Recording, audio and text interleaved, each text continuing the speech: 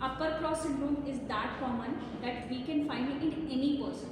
Somebody is symptomatic, somebody is not symptomatic. Symptomatic का क्या मतलब होता है कि अगर मैं 8-8 घंटे इस प्रोट्रूडेड पोस्चर में अपना स्लाउच करके बॉडी को लैपटॉप पे मोबाइल पे काम कर रही हूँ तो वो मेरा आगे की तरफ इस तरीके से निकला हुआ होगा। मैं पोस्चर एनालिसिस कैसे करती हूँ या फिर पोस्चर को इवैल्यूएट कैसे करूँगी, ये इसका आइडियल पोस्चर है। जस्ट सेट जैसे नहीं, you have corrected your posture. So जैसे नॉर्मली आप बैठते हो वैसे आप बैठो, ठीक है। मैंने अपने पेशेंट को यही बोला।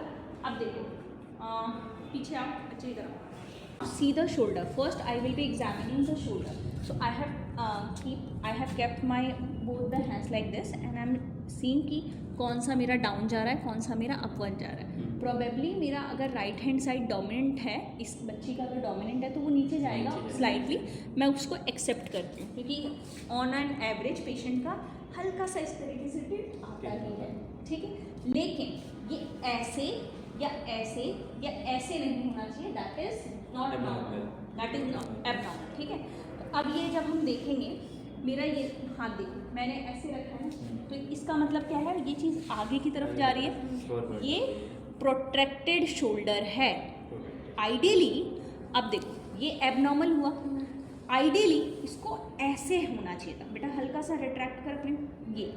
अब जब इसने ऐसे किया तो एक डिफरेंस आया, ये पीछे की तरफ आया और ये अब देखो नेक क्या है ये, ear, occiput and shoulder. Now everything is in the same line. If I will be keeping my hands like this is a shoulder, this is the earlobes and this is the occiput. It should be like this, but is it like that? No. Relax the position. Now जैसे ही इसने relax किया, again I am keeping my hand like this. This is giving me a more kyphotic version. Ideally यहाँ पे kyphosis होता है लेकिन इसका ज़्यादा है। The reason behind she is a student, always she used to be using her tables, books वगैरह और ऐसे बैठ के पढ़ती होगी, है ना।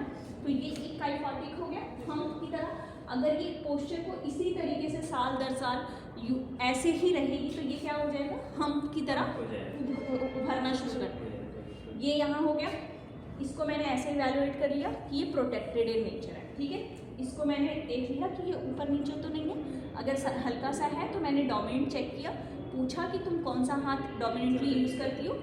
If it is right side and she is a right handed person, accepted. Done, 3 चीज़ें हो गई। चौथा मैंने अब इसी रिलैक्स पोजीशन में मैंने देखा इसका ये आइडियली यहाँ पे होना चाहिए था, ये ऐसे ऑसिपिट। तो ये ईयर लोब्स इसके आगे की तरफ जा रहे हैं, है ना, मैच नहीं कर रहे ना, ये पीछे की तरफ। तो इसका मतलब ये फॉरवर्ड हेड पोस्चर है। हेड जितना फॉरवर्ड जाएगा, जितना फॉरवर्ड का क्या मतलब होता है, प्रोबेबली इसका कुछ कैलकुलेशन है। 5 डिग्री भी अगर थोड़ा सा फॉरवर्ड कर देते हैं ना हम शोल्डर, मतलब इस तरीके से हेड लेके जाते हैं, तो उसका मेरे ख्याल से 4 से 5 गुना वज़न मेरा जो हेड कैरी कर रहा है वो बढ़ जाता है। तो मान लो मेरा 5 किलो का हेड होगा तो वो 25 किलो का हो गया। मान लो ये अब ये 5 डिग्री पे रुकेगा थोड़ी, अब ये और बढ़ेगा और बढ़ेगा। 10 डिग्री तो वो 50 का हैवी फील होगा मुझे, फिर 15 डिग्री तो वो मुझे 75 फील होगा। This is the reason why after the forward head posture इसका क्या आगे कहानी पेशेंट बोलता है, मुझे सर भारी लगता है, बोलता है ना, मुझे थकन महसूस होती है, माइग्रेन, सर में दर्द शुरू हो जाता है। Over the period of time patient को लगता है कि मेरे को हमेशा सर भारी रहने लगा। यही सब तो इश्यूज शुरू हुए ना पोस्ट। अब ये देखो, ये सामने से ही दिख रहा है कि कितना प्रोटेक्टेड है, ये शोल्डर इसका प्रोटेक्टेड समझ में आ रहा है ना। इसी तरीके से ये बैठ के अपनी पढ़ाई वगैरह भी 1-1 घंटा आधा घंटा करती होगी। अब मेरा 15 से 20 मिनट की एक्सरसाइज या आधा घंटा का एक्सरसाइज ज़्यादा काम करेगा या 24 घंटा ये जिस पोस्चर में रहती है वो काम करेगा। इसीलिए posture training is more over very difficult, क्योंकि इट्स ऑन गोइंग प्रोसेस। आप याद आएगा तब तुम अपना कंधा पीछे खींचो, और जैसे शुरुआती दिनों में शी विल प्रोबेबली से डॉक्टर साहब दर्द होता है, तकलीफ होती है, बढ़ रही है, कम नहीं हो रही है। क्यों नहीं हो रही है? क्योंकि डिस्कम्फर्ट, आप कोई चीज़ सेट कर चुकी हो अपनी लाइफ में over the period of time. Probably she is if she is 20 तो 20 साल में इसने ये डेवलप किया ना, 4 से 5 साल इसको लगे उस तरीके से बैठने में। अब 4 से 5 साल की चीज़ को तुम कैसे 5 दिन में ठीक कर दोगे? अब इसको कम से कम 1 साल लगेगा और इसको अपने ऊपर कॉन्फिडेंस रखना पड़ेगा और हमेशा अपने आप को याद दिलाना पड़ेगा कि मुझे करना है, मुझे करना है। हम जब मसल्स की बात कर रहे थे, अब इसी को मैं अपर क्रॉस सिंड्रोम क्या कहती हूँ, ढीला रिलैक्स। ऐसे ही बैठती है, घर पे हमेशा ऐसे ही रहती है, क्लास में भी हमेशा ऐसे ही रहती है। तो ये ड्रॉ कर दी 2 लाइनें, तो मुझे पता चल रहा है कि कुछ मसल्स तो यहाँ पे होंगी, कुछ मसल्स इसके जस्ट ऑपोजिट में यहाँ होंगी। अब हम बात करते हैं ये मसल्स कौन सी है। ये वाली जो मसल्स है, this is called pectoralis major, ठीक है। And this muscle is going to be taut, tight हो जाएगी, ठीक है। इसके ऑपोजिट वाली मसल यहाँ पे पेक्टोरालिस के जस्ट ऑपोजिट आपकी अपर ट्रैप्स आती है। तो ये वाली आपकी जो ऐसे इस तरीके से ट्रायंगल शेप बनाती थी ना, रोम्बॉइड शेप की है ना, तो ऊपर से ट्रायंगल आएगी, नीचे से ट्रायंगल आएगी, तब तो रोम्बॉइड बनता है। तो ये वाली जो मसल ऐसे ट्रायंगल बना रही है, ये वाली अपर ट्रैप से ये भी टाइट हो गई है। क्यों हो गई है? क्योंकि ये इस तरीके से कॉन्ट्रैक्ट हो गई है। और ये क्यों टाइट हो गई है? क्योंकि ये हमेशा ऐसे स्लाउच पोजीशन में रहती है, तो ये कॉन्ट्रैक्ट हो गई है, खींच दिया है। चलो ये वाला पेन क्लियर हो गया। अब ये वाला देखते हैं।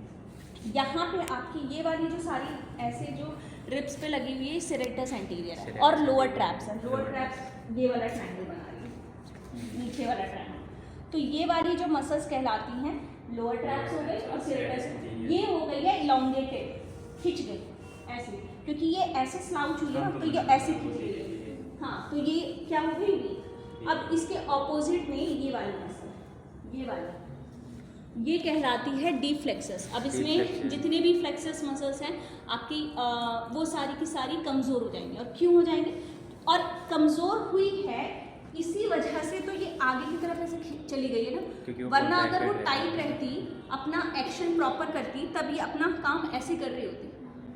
लेकिन अभी मेरे को अपना हाथ का पुश देना पड़ता है, तब ये अपना मेंटेन करती है पोस्चर, वरना ये वापस ऐसे आगे की तरफ भाग जाते हैं। ओके, अब ट्रीटमेंट। इसको ये वाला पोर्शन पूरा भारी लगता है, हैवी लगता है, टाइट लगता है, तो मैं इस तरीके से इसको रिंगिंग दूंगी, फिर इस तरीके से ये दूंगी, हैकिंग दूंगी, पाउंडिंग दूंगी, ये जितनी भी है, ताकि ये थोड़ा सा हॉट वाटर बैग दूंगी, हॉट वाटर फॉर्मेट, ताकि ये मसल रिलैक्स हो जाए। ये रिलैक्स होगा तो ये मुझे छूने देगी और एक्सरसाइज एग्जीक्यूट करने देगी, ठीक है। तो पहला है हमारा, ऊपर है अपर ट्रैप्स की टाइटनेस, ये वाली हमारी मसल्स टाइट है। तो मैंने क्या किया, इसके लिए हल्का सा मैंने चिन को टक किया, शोल्डर को हल्का रिट्रैक्ट किया, शोल्डर को एक हाथ से डिप्रेस किया, दूसरे हाथ से मैंने ऑसिपिट को स्टेबलाइज किया, and I am going just side flexion so that I can stretch these muscles. Okay, अब आप में ना डी फ्लेक्स सारी की सारी स्केलेनाई, आपका स्टर्नोक्लेविडोमास्टॉइड,